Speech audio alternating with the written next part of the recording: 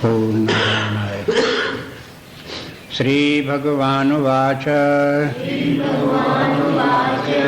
इदं तु ते गुह्यतमम् प्रवक्ष्याम्यनुसूयवे ज्ञानं विज्ञानसहितं यज्ञात्वा मोक्षसे शुभात्। राजविद्या राजगुह्यं पवित्रम् इदमुत्तमम् प्रत्यक्षावगमं धर्मं सुसुखं कर्तुम् अव्ययम्। राजविद्या राजगुह्यं पवित्रम् इदमुत्तमम् प्रत्यक्षावगमं धर्म्यं सुसुखं कर्तुम् अव्ययम्।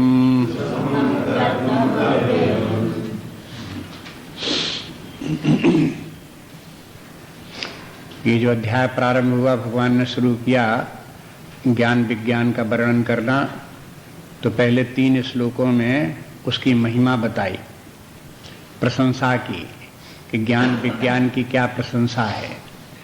आप बराबर ध्यान रखें इधर, ये ज्ञान ये विज्ञान, माने अधर्म के बाद स्वधर्म सामान्य धर्म का पालन, उसके बाद इनकी तीनों का इनके प्रति वैराग्य, अनासक्ति इनमें, निष्काम कर्म, उसके बाद वैराग्य भाव, तो वैराग्य भाव के बाद तब प्रारंभ होता है ज्ञान और विज्ञान। और ज्ञान और विज्ञान का लक्ष्य है परमार्थ, परमात्मा की प्राप्ति होकर के जितने भी अशुभ हैं उन सबसे छुटकारा। उस समय परमात्मा को प्राप्त करके मुक्त हो गए, परमार्थ की प्राप्ति हो गई, पूर्णता प्राप्त हो गई, ये लक्ष्य है। तो लक्ष्य को ध्यान में रखें और साधन को ध्यान में रखें। जैसा लक्ष्य है वैसे ही साधन है। परमार्थ जो है परमात्मा की प्राप्ति है, वो नित्य वस्तु की प्राप्ति है। एक बार परमात्मा को प्राप्त हो गए, मुक्त हो गए, तो सदा के लिए हो गए। तो जो वस्तु सदा के लिए प्राप्त होने वाली होती है वो कर्म के द्वारा नहीं होती। कर्म के द्वारा जो कुछ भी प्राप्त होता है वो जैसे कर्म नाशवान है, तैसे ही उससे प्राप्त उसके फल भी नाशवान है। इसलिए उसकी प्राप्ति कैसे होती है? ज्ञान से। ज्ञान जो है नित्य है, अविनाशी है। ज्ञान चेतन सत्ता का जो स्वरूप है वो ज्ञान स्वरूप है। परमात्मा चेतन स्वरूप है, नित्य है, इसलिए चेतना नित्य है और ज्ञान भी नित्य है। उस ज्ञान ही के द्वारा परमात्मा का ज्ञान जो प्राप्त होता है वो नित्य है। और भी ध्यान रखें बराबर कि अप्राप्त वस्तु के लिए कर्म किया जाता है, प्राप्त वस्तु के लिए कर्म नहीं किया जाता। परमात्मा अप्राप्त वस्तु नहीं है कि जिसको हमें प्राप्त करना होता है। कहते तो हैं परमात्मा की प्राप्ति हो जाएगी, प्राप्ति हो जाएगी, उसके प्राप्त के माने अप्राप्त वस्तु जैसे संसार की होती है उस प्रकार से परमात्मा की प्राप्ति नहीं है। परमात्मा की प्राप्ति का अर्थ है परमात्मा का ज्ञान। परमात्मा का ज्ञान हो गया तो परमात्मा की प्राप्ति हो गई। यहाँ परमात्मा की प्राप्ति उसी प्रकार से है जैसे अपने आंखों के ऊपर लगाए हुए चश्मे को कोई ढूंढे और मिले नहीं है, तो फिर पता चले कि चश्मा तो आंखों पे रखा हुआ है। तो ये जो है जो चूंकि आंखों पे लगा हुआ चश्मा है इसलिए वो कर्म के द्वारा प्राप्त नहीं होता, वो प्राप्त होता है ज्ञान के द्वारा। ये ज्ञान हुआ कि चश्मा तो लगा है ठीक ठिकाने है। इसी प्रकार से आत्मा स्वरूप परमात्मा स्वरूप अपना स्वयं स्वरूप है, स्वयं अपनी ही सत्ता वो परमात्मा ब्रह्म है, अपने से अभिन्न है। इसलिए इस बात को केवल जानना है, इसको प्राप्त करना नहीं है, कहीं अन्यत्र से ये आएगा ऐसा नहीं है। बस है यद्यपि वो सच्चिदानंद स्वरूप अनादि अनंत सत्ता अपनी ही सत्ता है, अपना ही रूप है, किंतु वो हम उसे जानते नहीं, इसलिए वो हमारे लिए अप्राप्त है। इसलिए उपनिषदों में कहा गया कि परमात्मा को जानना ही परमात्मा को प्राप्त करना है, परमात्मा को जानना ही परमात्मा हो जाना है। माने उसमें हो जाने के लिए कुछ और नहीं करना पड़ता, हो जाने के माने वो तो है ही है पहले, हो जाने के माने केवल है कि जान गए कि हम हैं वही, बस। ये जो है इसलिए ज्ञात्वा शब्द इसके लिए प्रयोग करते हैं। कुछ कल के श्लोक में देख रहे थे, ज्ञान विज्ञान सहित ज्ञात्वा ज्ञात्वा अशुभात और मोक्ष से, उससे अशुभ से तुम्हारा छुटकारा हो जाएगा। अब ये भी आपको बता दिया था कि देखो 3 बातें बराबर चलती हैं। क्या क्या? एक तो वर्तमान काल की अशुभ अवस्था, दीन दशा, दुख क्लेश भय इत्यादि, मरणादि परेशानियां चिंताएं, एक तो उनका वर्णन होता रहता है। वो कोई भी नाम ले दे, किसी प्रकार से कह दें, वो सब बात वही है। चाहे संसार कह दें, चाहे अशुभ कह दें, चाहे जन्म मृत्यु कह दें, चाहे राग द्वेष कह दें, चाहे लाभ हानि कह दें, चाहे दुख कह दें, चाहे परेशानी कह दें, चाहे चिंता कह दें, बात एक ही है। यद्यपि लोके मरणम शरणम तदपि न मुंचति।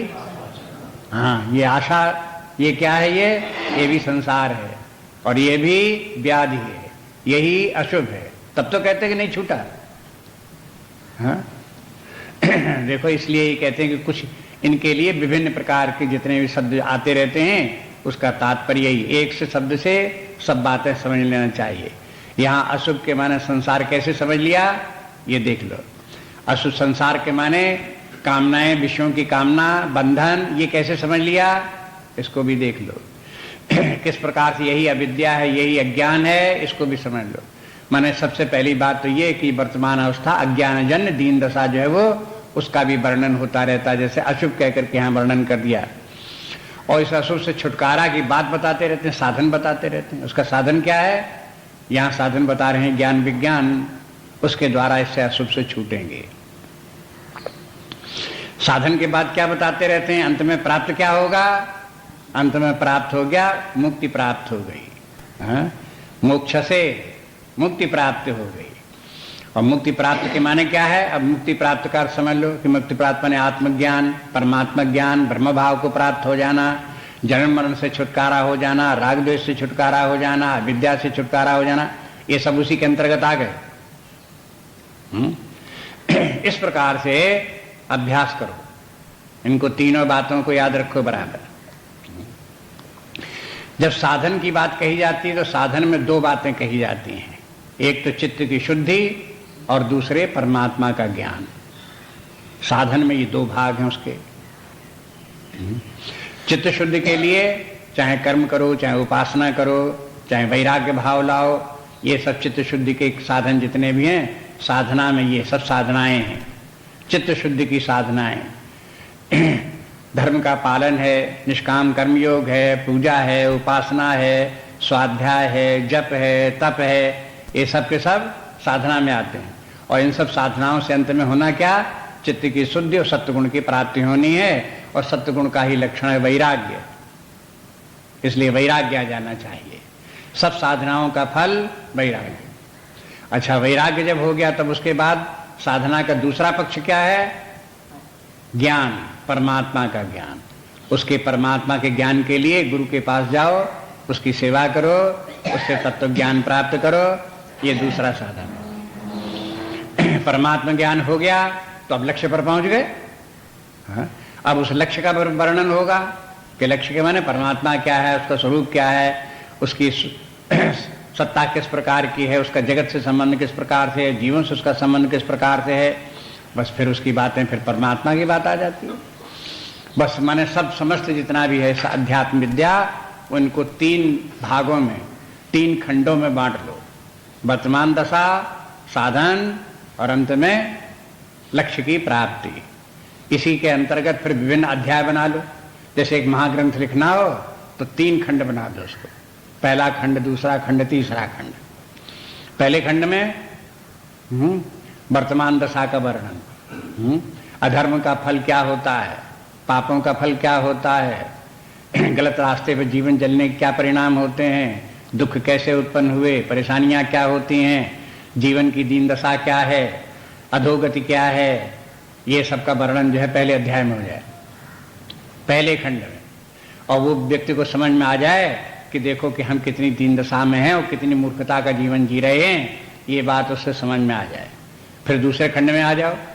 फिर ये बात कि भाई अगर तुमको समझ में आ गया इससे छुटकारा करना है तो उसके साधन पर विचार करो। फिर साधनों का वर्णन करो, जितने भी साधन क्रमिक हैं उनका वर्णन हो गया। साधनाएं जब पूरी हो गई तब तीसरे खंड में पहुंच जाओ कि बस अब जो है पूर्णता प्राप्त हो गई, मुक्ति प्राप्त हो गई, उसका वर्णन हो गया।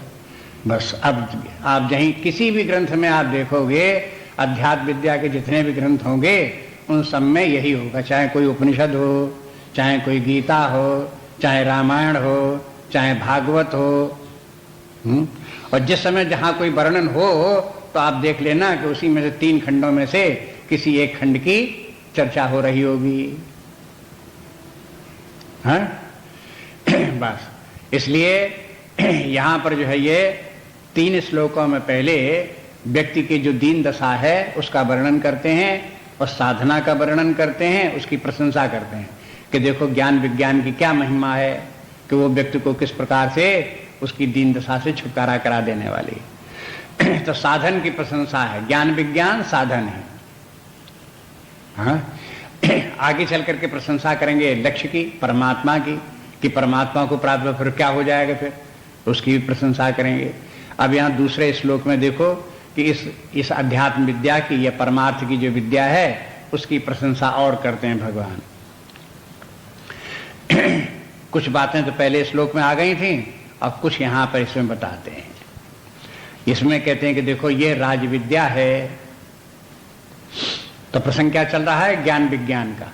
तो ये ज्ञान विज्ञान क्या है, राज विद्या है। अब ये उसकी महिमा बता रहे हैं। ज्ञान विज्ञान कोई साधारण बात नहीं है, राज विद्या है। राज विद्या का दो प्रकार से अर्थ करते हैं लोग। एक तो संकीर्ण अर्थ जैसा है, डॉगमेटिक टाइप का, उसका अर्थ ये कि ये विद्या राजाओं की विद्या है। प्राचीन काल में राजाओं को, अश्वपति इत्यादि राजाओं को, जनक इत्यादि राजाओं के पास ये विद्या थी। वो विद्या क्षत्रियों के पास पहले थी। अध्यात्म विद्या, वेदांत का ज्ञान क्षत्रियों को प्राप्त था, बाद में क्षत्रियों से ब्राह्मणों को प्राप्त हुआ, फिर अन्य लोगों को भी प्राप्त हुआ। इस प्रकार से क्रम चला। तो ये और वो देखते हैं, प्राचीन ग्रंथों को देखते हैं, वेदों को देखते हैं, तो ऐसा लगता भी है कि हाँ ये बात भी सही है कि राजाओं की विद्या ये है। इसलिए राज विद्या के माने राजाओं की विद्या, राज विद्या हो गया। लेकिन ये संकीर्ण अर्थ है। जो संतों का, महात्माओं का माना हुआ अर्थ है वो ये है कि विद्या नाम राजा, राज विद्या, जो विद्याओं में राजा हो वो विद्या राज विद्या। जितनी भी विद्याएं और हैं वो सब विद्याएं तो हीन विद्याएं हैं, यही एक विद्या ज्ञान विज्ञान की विद्या राज विद्या है। ऐसा भी उपनिषदों में वर्णन है। कैवल्य उपनिषद आपने देखा होगा, नहीं हो तो देखेंगे। कैवल्य उपनिषद में आश्वलायन जो है वो हो शिष्य हैं और ब्रह्मा जी गुरु हैं। आश्वलायन अपने ब्रह्मा जी गुरु के पास जाते हैं तो उनसे कहते हैं अधीय भगवान ब्रह्म विद्याम वरिष्ठाम, हे भगवान हमको ब्रह्म विद्या पढ़ाइए। वरिष्ठाम ब्रह्म विद्याम, श्रेष्ठतम विद्या, जो वरिष्ठ विद्या है, सब विद्याओं में जैसे श्रेष्ठ विद्या है वो विद्या हम आपके पास पढ़ने के लिए आए।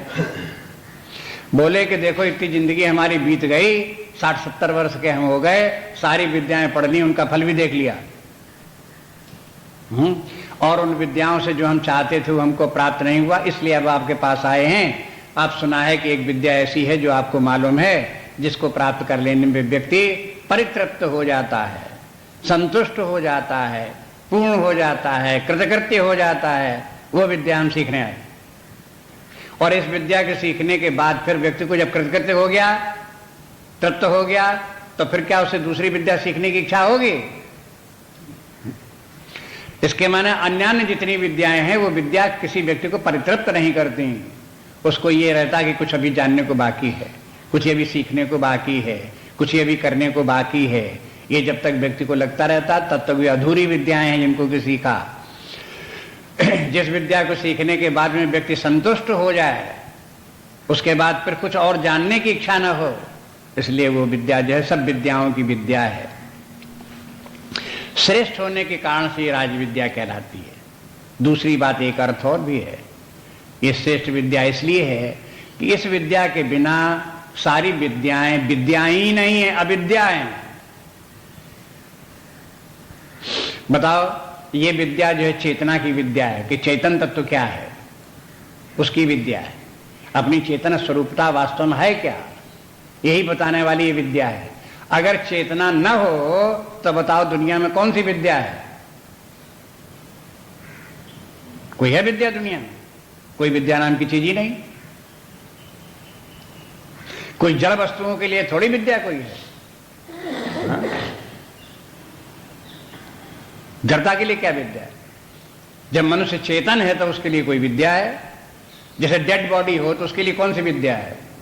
मरा पड़ा एक व्यक्ति है, उसको आप कुछ पढ़ाओ, उसको कुछ सिखाओ, वो विद्या कोई सीखे तो डेड बॉडी क्या विद्या सीखेगा? इसलिए सारी विद्याओं का मूल जो जड़ है ये ब्रह्म विद्या है। यही विद्या जो है, इसके विद्या से इसका कोई व्यक्ति जानता हो या न जानता हो, न भी जानता हो तब भी इसी विद्या के बल पर सारी विद्याएं व्यक्ति सीख रहा है।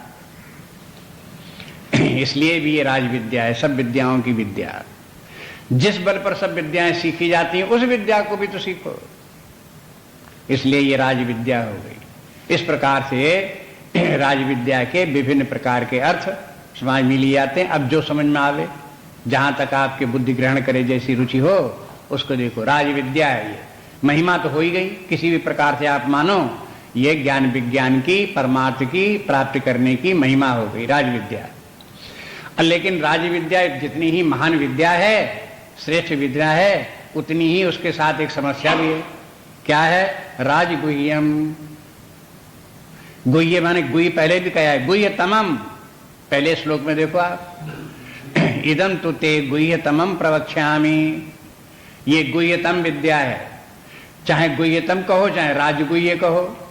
राजगुह्य माने जितनी भी गुह्य विद्याएं हैं उन सब में यह राज विद्या है, राजगुह्यम है।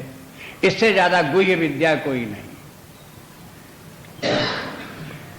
योगी लोग बहुत से अपनी जो है वो हो विद्याओं को गुह्य विद्या बताते हैं। तांत्रिक लोग अपनी विद्या को गुह्य विद्या बताते हैं। अरे रहस्यमयी विद्या है, वो जब बताएंगे तभी आएगी, आपको ऐसे थोड़ी आ सकती है, ऐसे बोलेंगे बड़ी गहन विद्या है, गुह्य विद्या है, इस प्रकार से वो बोलते हैं। तांत्रिक लोगों की विद्या, वामपंथियों की विद्या, ये सब गुह्य विद्याएं हैं। योग विद्या, पतंजलि की योग साधना, समाधि विद्या, सब गुह्य विद्याएं। ठीक है, भगवान कहते हैं होंगी सब विद्याएं गुह्य, लेकिन सबसे गुह्य विद्या, इनसे भी ज्यादा गुह्य विद्या ये वेदांत विद्या है।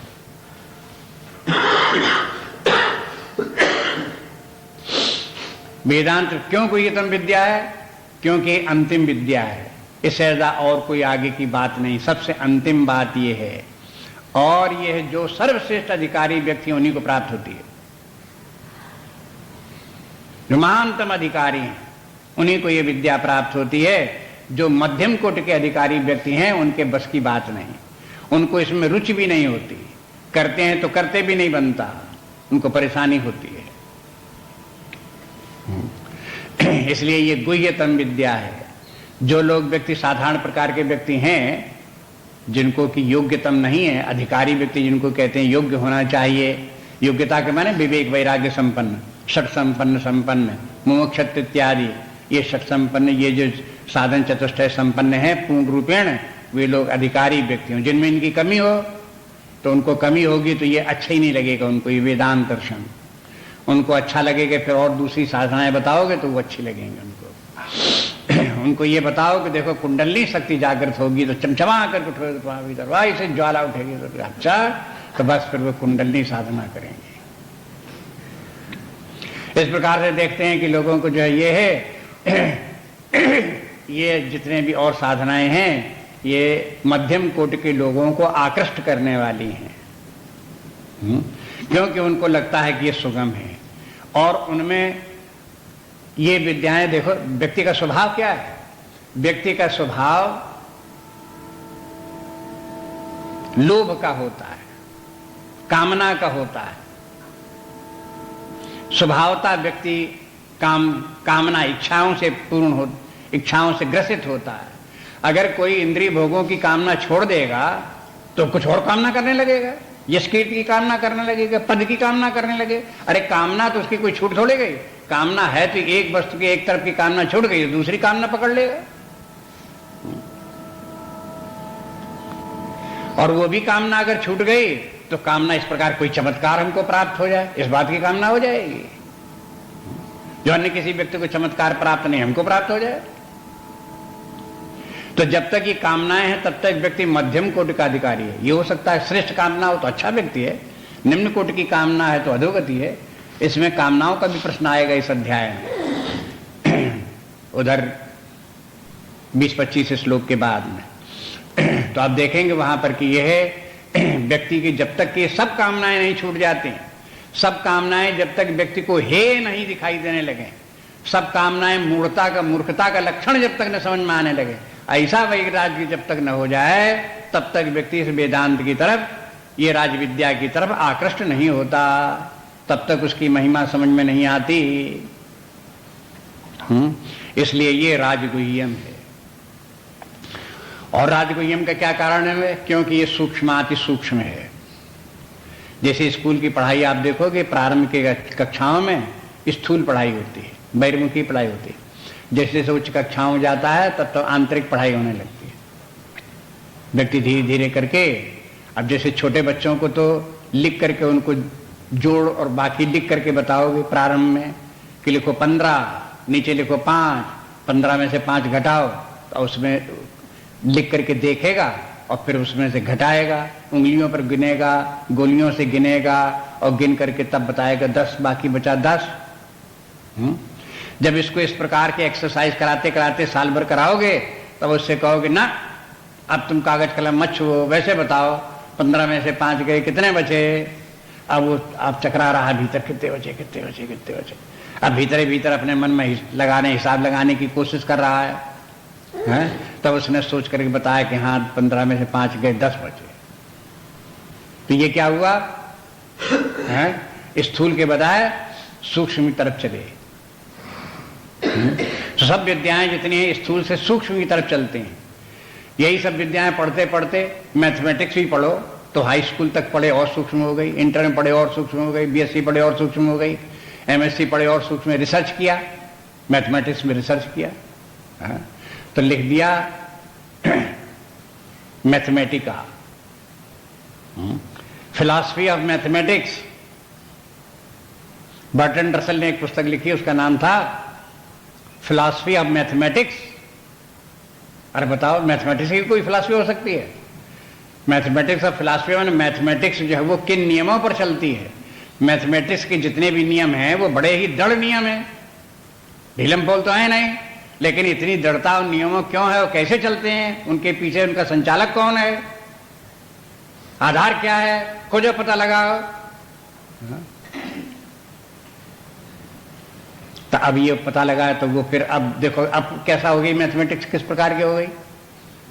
इसी प्रकार से जो है ये जो है विद्याएं, अध्यात्म विद्याएं अनेक प्रकार की, धर्माधर्म के बहुत स्थूल बातें हैं, निष्काम कर्मयोग भी बहुत कठिन बात नहीं है, उसके बाद उपासनाएं भी बहुत कठिन नहीं है, लेकिन अंत में जब आत्मज्ञान ब्रह्म ज्ञान की बात आती है तो ये सूक्ष्माति सूक्ष्म विद्या है। इसलिए ये है अधिकारी व्यक्ति जिनकी ये बुद्धि बहुत परिपक्व है, बहुत ही विरक्त है, बुद्धि इनकी बहुत शुद्ध निर्मल है, सत्वगुणी है, ऐसे श्रेष्ठ व्यक्ति हैं, उन्हीं को ये विद्या प्राप्त होती है।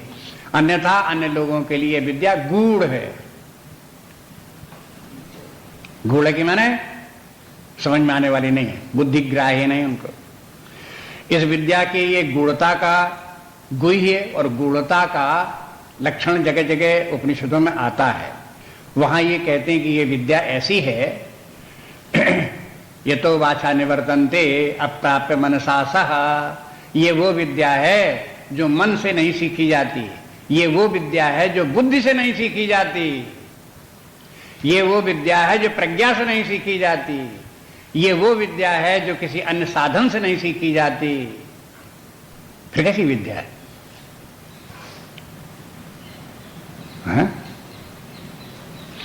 जब बुद्धि से अतीत निकल जाओ, जब तीनों गुणों से पार हो जाओ, जब अंतःकरण चतुष्टय से पार निकल जाओ, जब अहंकार को काट छांट के फेंक दो,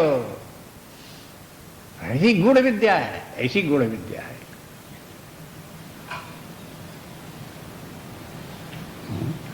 इसलिए कहते हैं कि देखो इस विद्या की साधारण बात नहीं, ये ऐसी गूढ़ विद्या है, गुह्य विद्या इस प्रकार की है। इसलिए इसको प्राप्त करने के लिए व्यक्ति को, आपने सुना होगा कि सिखों में से एक गुरु हुए, उन्होंने शिष्य ढूंढे कि देखो हमारा शिष्य कौन हो सकता है, क्या हम परीक्षा लेंगे जो हमारा शिष्य हो सकता है। क्या परीक्षा लेंगे आप? परीक्षा ये लेंगे कि देखो जो अपना सिर कटवाने को तैयार हो वो हमारा शिष्य होगा। तो उसमें से तमाम लोग थे कि भाई सिर कटा करके फिर शिष्य क्या रह जाएंगे, सिर कट गया खत्म, मर गए, फिर काहे के शिष्य हैं। एक ने उसने कह दिया कि अच्छी भाई हम सिर कटाने को तैयार हैं, आपके शिष्य होंगे। मैं कहा अच्छा चलो कमरे में गए, तुम्हारा सिर काटेंगे। वहां कमरे में गए, ले जा करके कहीं दीवाल में कहीं लकड़ी में एक तलवार खटाक से मार दी, और कहीं से बकरे का किसी का चूहे हुए का खून तलवार में लगा के ले आए बाहर। कहा कि देखो एक शिष्य हमारा ये हुआ जिसने अपना सिर दे दिया, और कोई है सिर देने वाला? हाँ? अब देखो हिम्मत तो एक व्यक्ति ने बांधी कि सिर देने के लिए, उसको मार नहीं दिया, वो तो परीक्षा के लिए था कि कौन सिर देने को तैयार होता है। अध्यात्म विद्या भी ऐसी ही है। इसमें भी संत लोग बार बार कहते रहते हैं जो अपना सिर देने को तैयार हो वही इस गूढ़ विद्या को सीखे। शीश उतारे भुई धरे तब बैठे घर माए। इस अध्यात्म विद्या को सीखना हो तो शीश उतार के काट करके नीचे जमीन में धर दो तब घुसो। है गूढ़ विद्या की नहीं विद्या? है सूक्ष्म विद्या की नहीं है? ऐसी विद्या है। यहां सिर के माने अहंकार। बस जब तक अहंकार उतार करके आप नीचे नहीं रख देते तब तक ये विद्या नहीं आती। और जितना ही व्यक्ति अहंकारी उतना ही अनधिकारी, उसको ये विद्या अच्छी भी नहीं लगेगी, विद्या प्राप्त भी करना नहीं चाहेगा, और प्राप्त करने के अहंकार रखते हुए प्राप्त करने की कोशिश करेगा तो प्राप्त भी नहीं होगी।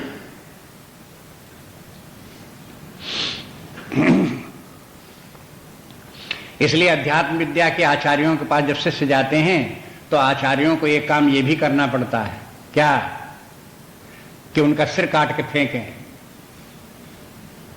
सफाई करें सिर की। उसी का प्रतीक क्या है? सिर तो नहीं काटते, लेकिन जब जाता तो सिर का मुंडन जरूर कर देते हैं।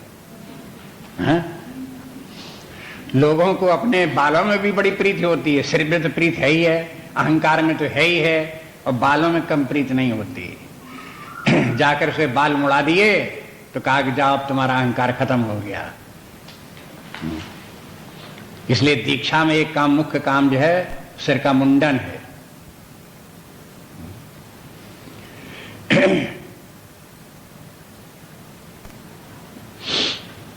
तात्पर्य कहने का यह है, बहुत विस्तार की बात क्या कि संक्षेप में ये समझ लें कि ये विद्या जो है वो सूक्ष्मात सूक्ष्म विद्या है, गुह्यतम विद्या है, ये साधारण रूप में प्राप्त नहीं होती, इसलिए उसकी महिमा बताते हैं ये गुह्यतम विद्या है। लेकिन गुह्यतम विद्या होने के कारण से कोई ये न समझ ले तो बड़ी कठिन है, तो इसमें कठिन कुछ नहीं है। कठिन बस बात इतनी है कि व्यक्ति अपने अहंकार को त्यागने को तैयार हो, बस मुसीबत तो इसी बात में होती है। अगर अहंकार त्यागने को तैयार हो जाए व्यक्ति तो ये विद्या से ज्यादा आसान कोई दुनिया में विद्या नहीं। ये भी दूसरी पंक्ति में कह देते हैं, सुसुखम कर्तुम।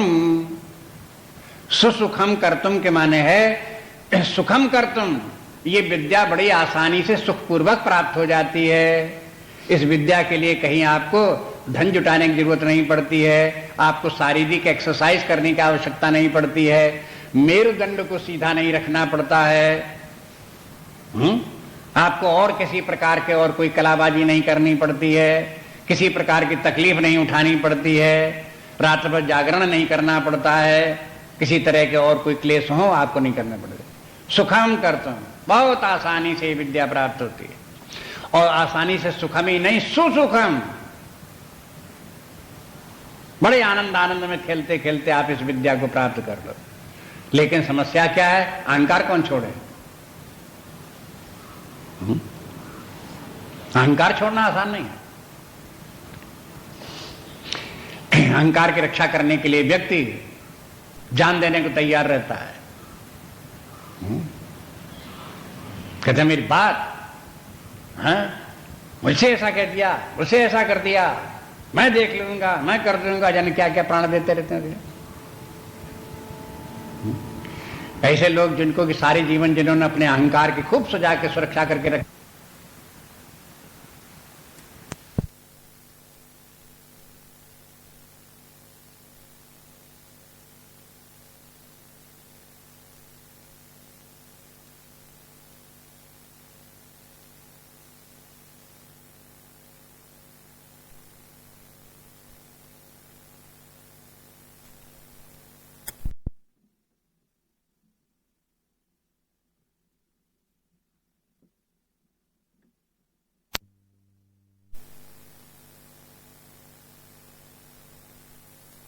इसमें व्यक्ति में अहंकार का यहाँ स्थान है, आत्मा का स्थान यहाँ है। जब तक इसे नहीं छोड़ोगे हंसी जाओ, पहुंचोगे कहां से?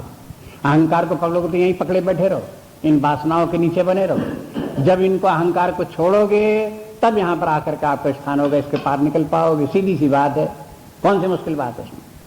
अहंकार को जबरदस्ती करके किसी को बेइज्जत करने के लिए, अहंकार थोड़ी त्याग करने के लिए बात है, बेइज्जती कराओ। बेइज्जती के लिए नहीं है। अहंकार छोड़ करके परमात्मा स्वरूप प्राप्त करो, ऐसी महिमा प्राप्त करना हो। क्या अहंकार लिए, क्षुद्र शरीर लिए हुए बैठे हो, मन धर्म अपने आप को माने बैठे हुए हो? इस अहंकार को छोड़ो, जो महान अहंकार है कि सर्वव्यापी अनंत चैतन्य अविनाशी सत्ता जो वही मैं हूं, उसको प्राप्त करने के लिए व्यक्ति जब तक इस अहंकार को नहीं छोड़ता तब तक उसकी प्राप्ति नहीं होती। समस्या कठिनाई यही है, अन्यथा सुसुखम करतुम, नहीं तो ये विद्या बड़ी ही आसानी से प्राप्त हो जाने वाली है। और देखो इस विद्या की महिमा, कहते पवित्रम, इस विद्या से ज्यादा पवित्र कुछ भी नहीं है। अन्य स्थानों में भी कह चुके हैं कि देखो ये ज्ञान जो है वो अति पवित्र है,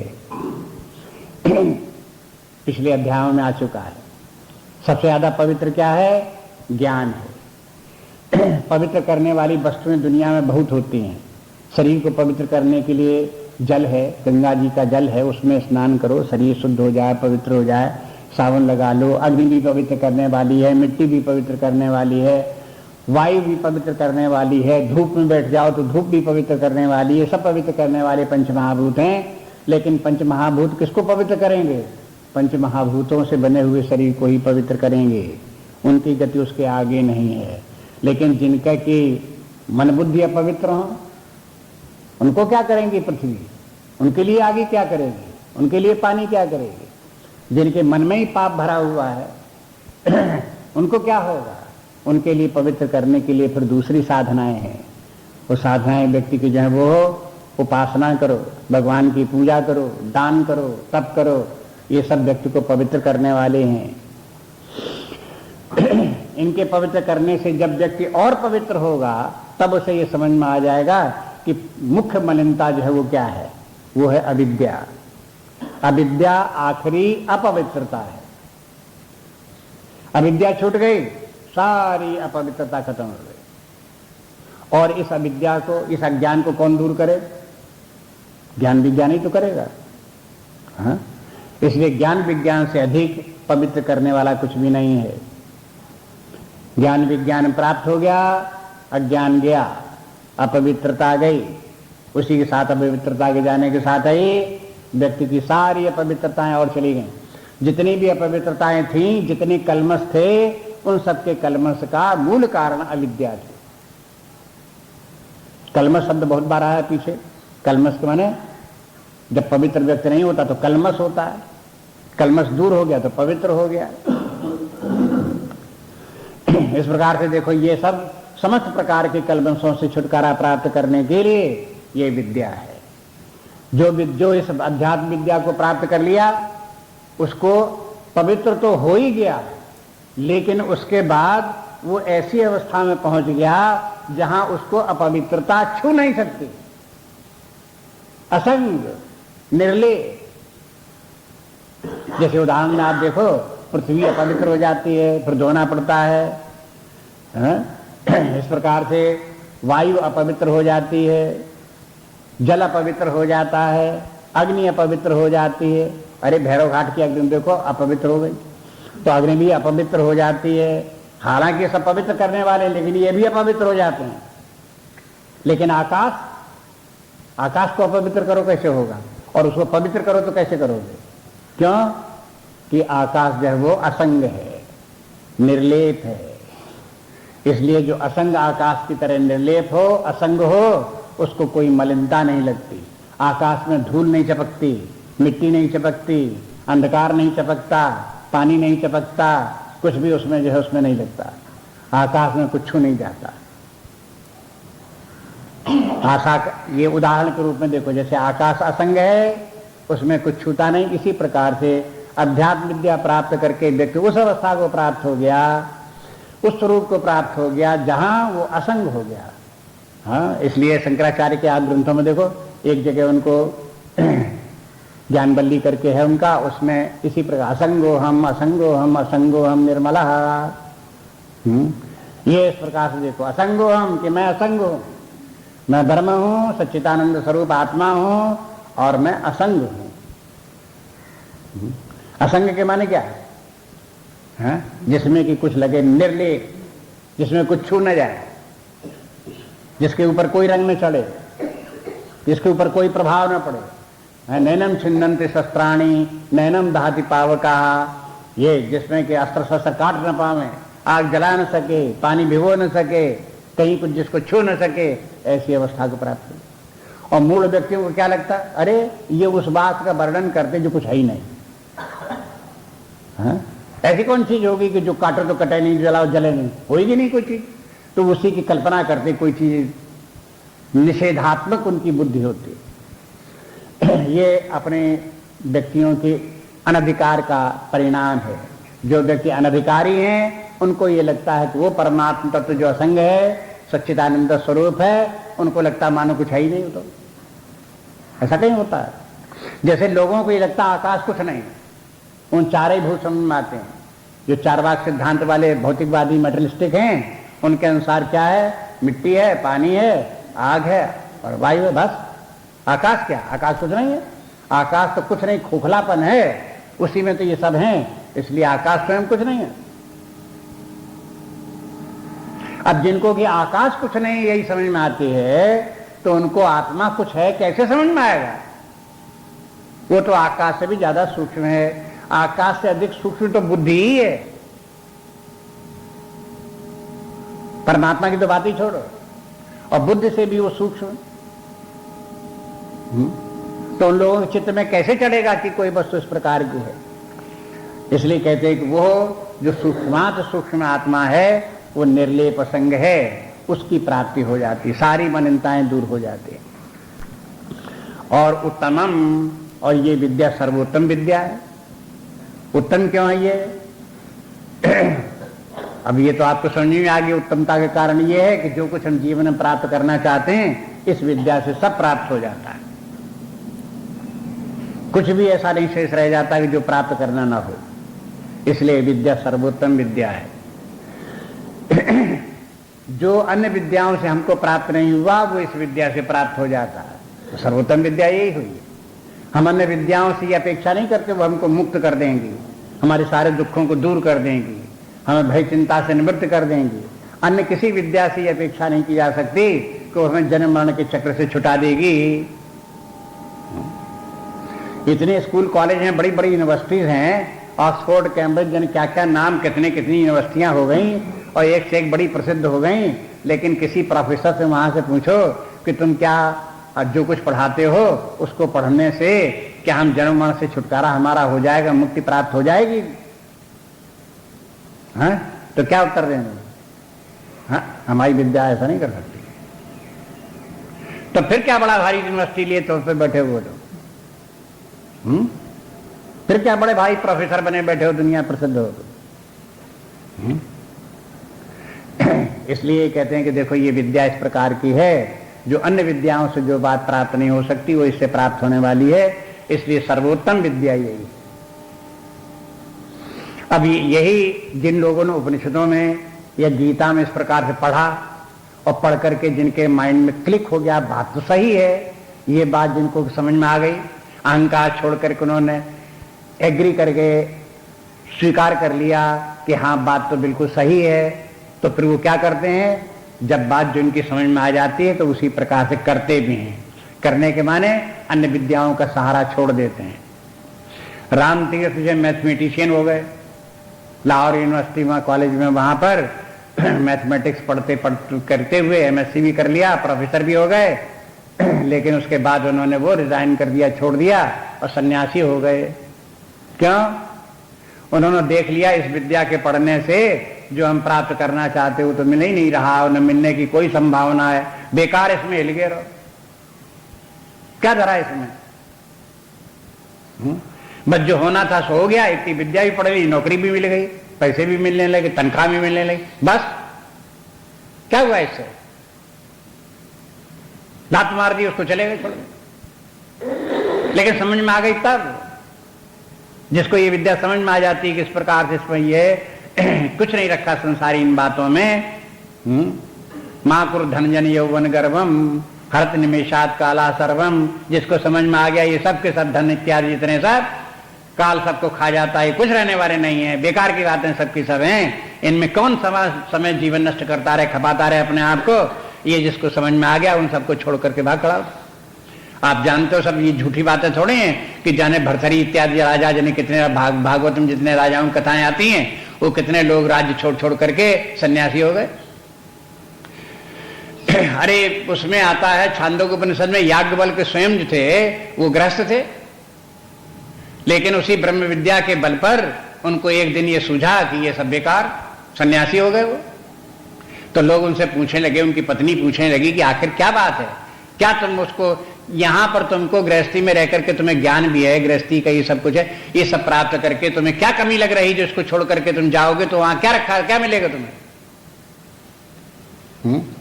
कहते नहीं नहीं, रथ्याचर पट विरचित कंथा पुण्य पुण्य विवर्चित पंथा, हम तो ऐसे फटीचर घूमेंगे कि सड़कों पड़े हुए चिथड़े बीनेंगे, उन्हीं के अपने कपड़े पहन करके पहन लेंगे, लेकिन बालोन्मत्तव देव, बाल की तरह से, बालकों की तरह से या उन्मत्त की तरह से मुक्त घूमेंगे,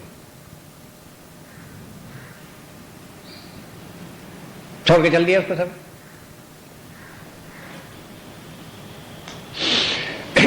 तो जब तक कि व्यक्ति की बुद्धि में क्लिक नहीं करता, ये समझ में नहीं आता कि ये विद्या किस प्रकार है, इसकी महिमा क्या है, तब तक वो अपने उसी घन चक्कर में पड़ा रहता, कोल्हू की बैल की तरह से।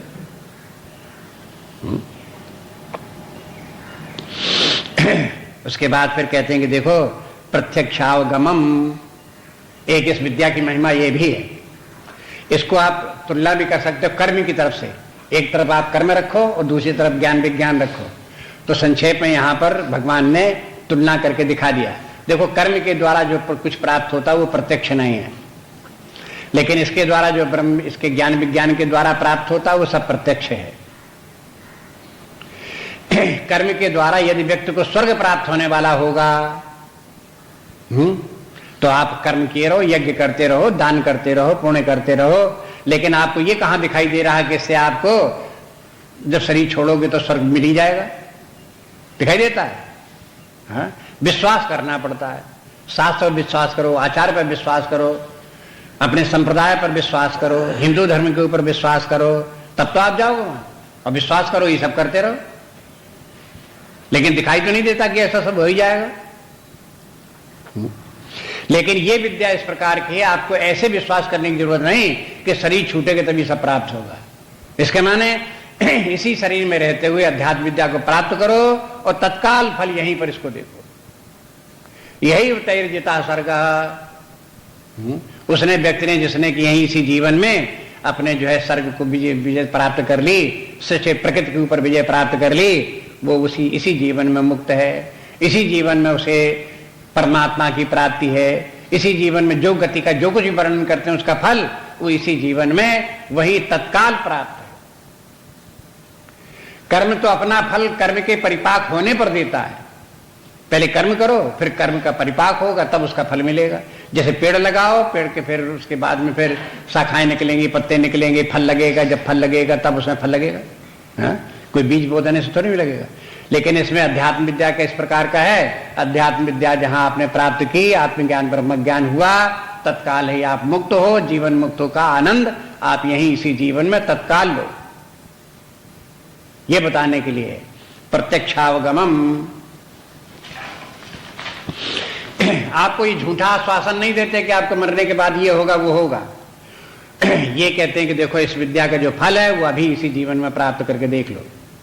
ये बात जरूर है कि इसके बाद जब इस जीवन में प्राप्त हो गई तो फिर इस विद्या को कोई छीनने वाला नहीं है, ये नित्य है, शरीर रहे तो भी है, शरीर न रहे तो भी है। ऐसी विद्या इसलिए प्रत्यक्षावगमम है। और उसके बाद में देखो धर्म्यम, धर्म्यम के माने आचरणीय है। ये इसी विद्या से जो इसको सीखेगा अध्यात्म विद्या ज्ञान विज्ञान को, वो इस विद्या का को धारण कर सकता है। मैंने ऐसा नहीं कि कठिन हो, कोई बात की बड़ी तारीफ कर दो लेकिन करने ही मुश्किल हो, कर ही नहीं सकता कोई हो, असंभव हो, तो ऐसे नहीं कहते हैं, कहते असंभव नहीं है। ये सब महान पुरुषों ने किया है, ऐसे ज्ञानी तमाम लोग हुए हैं, उन्होंने अध्यात्म विद्या सीखी है, जीवन मुक्ति भी हुए हैं। इस प्रकार के उदाहरण हैं, इस प्रकार से हम आप भी सब कर सकते हो। इसमें कहीं कोई ऐसा नहीं अकरणीय नहीं है, माने कोई कहीं प्रैक्टिकल नहीं है, तो उसके लिए प्रैक्टिकल के लिए यहां शब्द बोलते हैं धर्म्यम, प्रैक्टिकल है। और दूसरा धर्म्यम के माने ये आदेश भी है कि माने इस विद्या को जरूर सीखना चाहिए, सीखने योग्य विद्या है, अवश्य ही इस विद्या को सीखो, ये भी तात्पर्य उसका है। और सुसुखम बता ही दिया, और उसके बाद बता दिया अव्ययम, एक महिमा इसकी ये विद्या की भी है। इस विद्या, ये विद्या अव्यय है, और इस विद्या के द्वारा प्राप्त होने वाला जो फल है वो भी अव्यय है। अव्यय के माने अविनाशी, एक बार प्राप्त हो गया सदा के लिए हो गया, अब वो कभी नष्ट होने वाला नहीं। बताओ कर्म के द्वारा प्राप्त होने वाली कौन सी ऐसी वस्तु है जो सदा बनी रहने वाली हो? स्वर्ग स्वल्प अंत दुखदाई। अगर कर्म के द्वारा व्यक्ति को स्वर्ग ही मिल जाए तो अंत में वो भी नष्ट हो जाता है, अंत में दुख व्यक्ति को वो भी देता है। ये भी इस बात इस अध्याय में आएगा। ये जो बातें यहां बोल रहे हैं वो आगे अध्याय में, पूरा अध्याय जब आप अध्ययन करेंगे तो देखेंगे ये सब बातें वहां पर आएंगी। त्रैविद्या सोम पापूत पापा, इस श्लोक इसी अध्याय में है, उसमें आएगा, जिसमें कि व्यक्ति फिर जो और क्षीणे पुण्य मृत्युलोकम विशंति, जहां पुण्य क्षीण होंगे आके लौट कर आ गए इसी लोक में, फिर माने वो सब विनाशी है। लेकिन ये अध्यात्म विद्या ज्ञान विज्ञान की विद्या, मुक्ति प्राप्त करने की, परमानंद प्राप्त करने की विद्या, ये अव्यय विद्या, अविनाशी विद्या है। इसलिए अव्यय होने के कारण से भी यह राज विद्या है, ऐसा भी कह सकते हो। ये राज विद्या क्यों है कि पवित्रतम विद्या है, इसलिए राज विद्या है। ये राज विद्या क्यों है? क्योंकि सर्वोत्तम विद्या है, इसलिए राज विद्या है। ये प्रत्यक्षावगमम है, इसलिए ये राज विद्या है। चूंकि यह धर्म्यम है, आचरणीय है, यही करनी चाहिए, इसलिए ये राज विद्या है। और ये सुसुखम कर्तुम, और विद्याओं के करने में तो बड़ी कठिनाई है, ऐसी कोई कठिनाई इसमें नहीं है आपको, इसलिए सुसुखम होने के कारण से भी राज विद्या है। और अव्ययम, अव्यय होने के कारण से भी राज विद्या है। अगला श्लोक देखिए।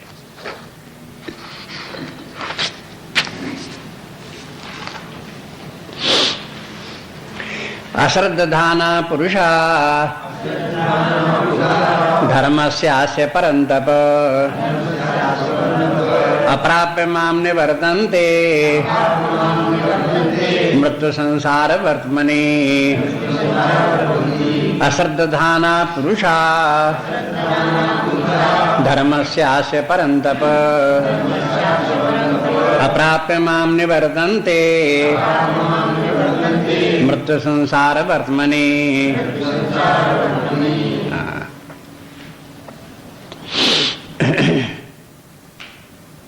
अब कहते हैं कि देखो भगवान ने इतनी महिमा, कहते हैं हमने क्यों बताई तुमको, क्योंकि तुम्हें इस विद्या में पहले श्रद्धा होनी चाहिए। बिना श्रद्धा के आप विद्या कैसे प्राप्त करोगे? जिन लोगों को श्रद्धा होती है वो ज्ञान विज्ञान की विद्या प्राप्त करते हैं, जिनको इस विद्या में श्रद्धा ही नहीं वो क्या करेंगे? इसके पास ही नहीं जाएंगे, सीखने की कोशिश ही नहीं करेंगे, रह जाएंगे वो। इसलिए श्रद्धा की महिमा बताते हैं कि श्रद्धा होनी चाहिए। और श्रद्धा में एक बात और बड़ी महिमा श्रद्धा की है, वो ये है कि श्रद्धा अनधिकारी व्यक्ति को भी अधिकारी बना देती है। यदि व्यक्ति अनधिकारी हो लेकिन श्रद्धा हो, तो श्रद्धा के बल पर वो भी अधिकारी के बराबर हो गया। इसलिए इतनी बातें जो प्रशंसा की गई जिससे व्यक्ति में श्रद्धा प्राप्त हो, श्रद्धा प्राप्त जिस व्यक्ति को हो जाएगी, जिसके मन में श्रद्धा जाग जाएगी, तो अगर अनधिकारी रहा भी होगा तो वो अधिकारी हो जाएगा। इसलिए कहते हैं। लेकिन श्रद्धा अगर कोई व्यक्ति को नहीं हुई, माने इस महिमा किसी ने इस ज्ञान विज्ञान की पहले नहीं सुनी और इसकी तरफ किसी व्यक्ति का ध्यान नहीं है, ऐसे ज्ञान विज्ञान में न श्रद्धा है न विश्वास है, तो कहते हैं कि वो व्यक्ति तो फिर क्या होगा, वो निम्न स्तर का जीवन जीते रह जाएंगे। वो जो जैसे कि महानता का जीवन प्राप्त करना चाहिए, ज्ञान विज्ञान, जब श्रद्धा नहीं होगी तो ज्ञान विज्ञान नहीं होगा, जब ज्ञान विज्ञान न होगा तो जीवन मुक्त नहीं होंगे, परमात्मा की प्राप्ति नहीं होगी, बस उससे वंचित रह जाएंगे।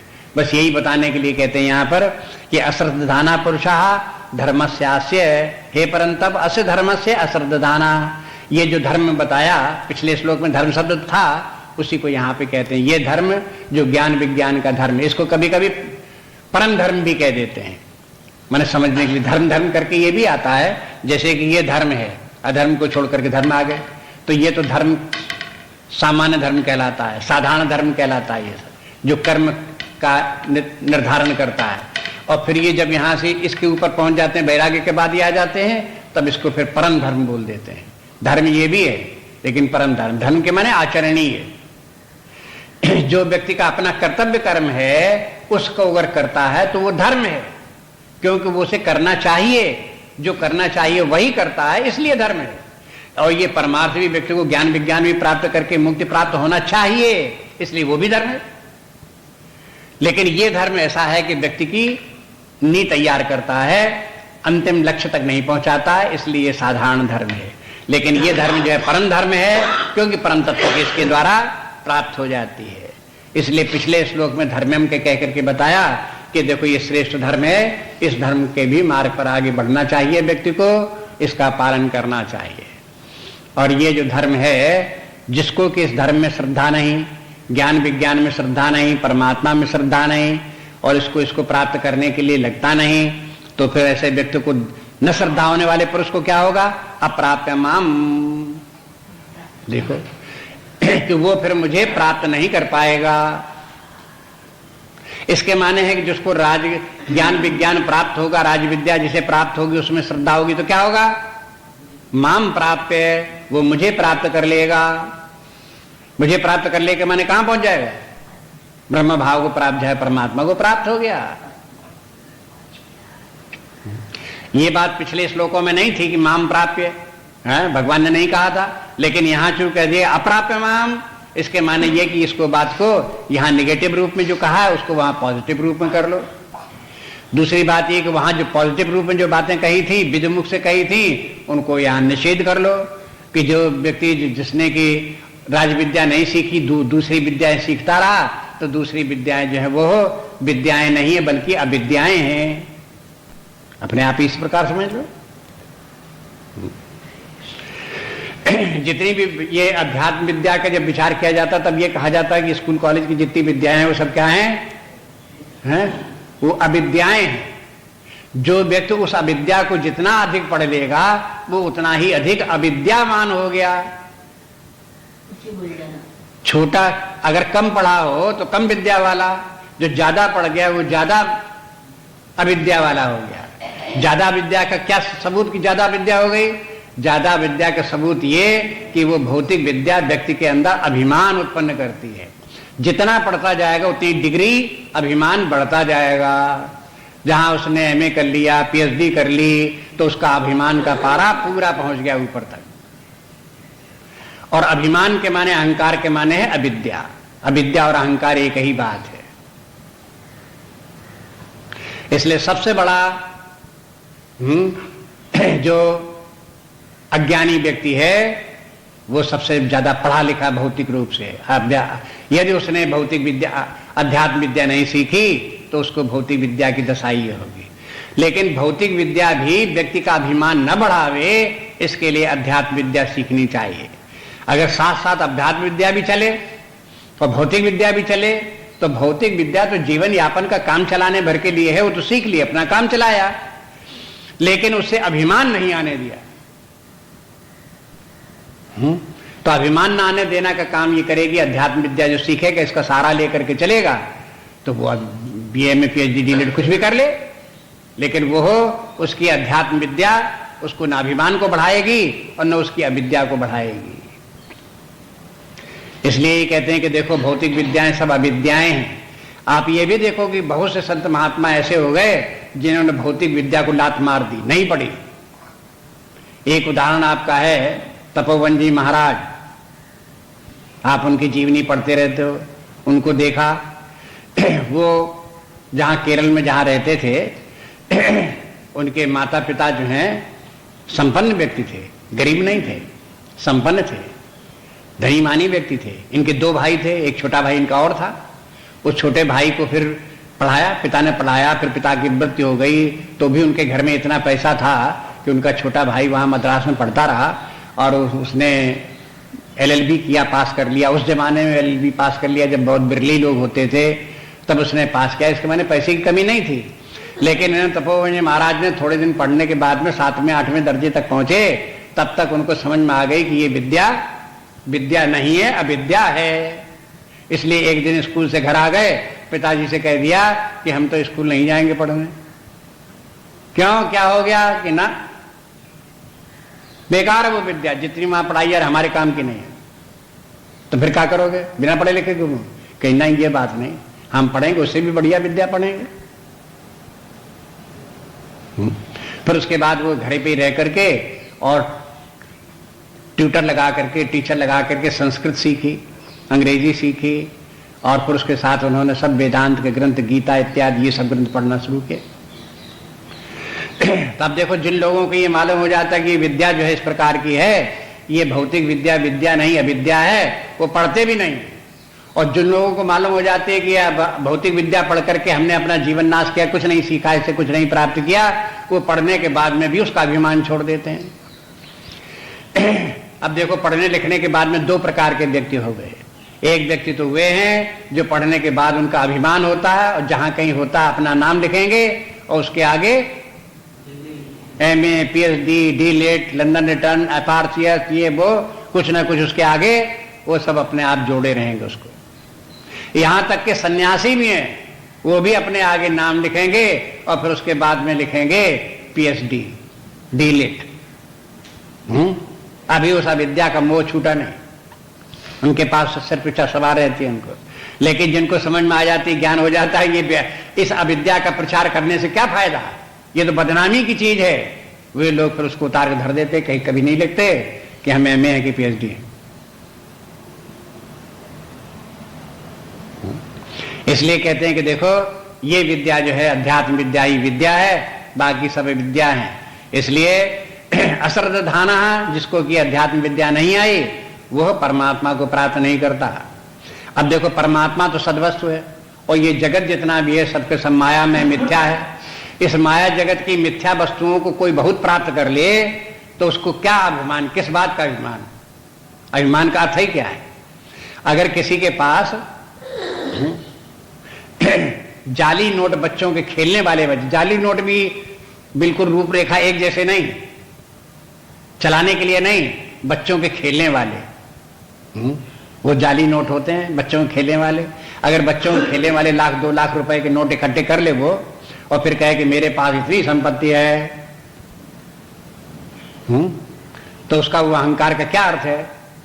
सिवाय मूर्खता ही तो है कि तुम इन नोटों को समझ रहे हो, तुम लखपति हो। अरे ये कागज का ढेर तुम लगाए लिए घूम रहे हो बगल में दावे, और तुम समझ रहे हो हम जो है बड़े धनी हैं।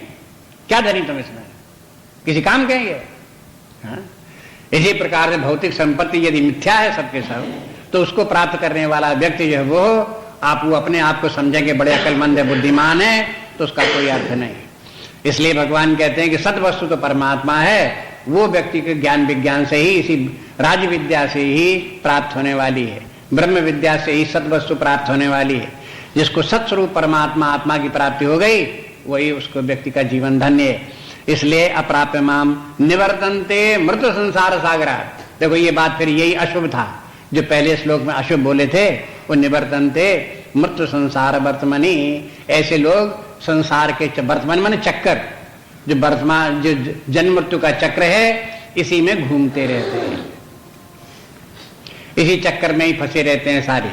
एक जन्म के बाद दूसरा, दूसरा जन्म के बाद दूसरा, और हर जन्म में सुबह से शाम तक सोना जागना, खाना पीना, ये सब एक प्रकार से मरना जीना ही जैसा है।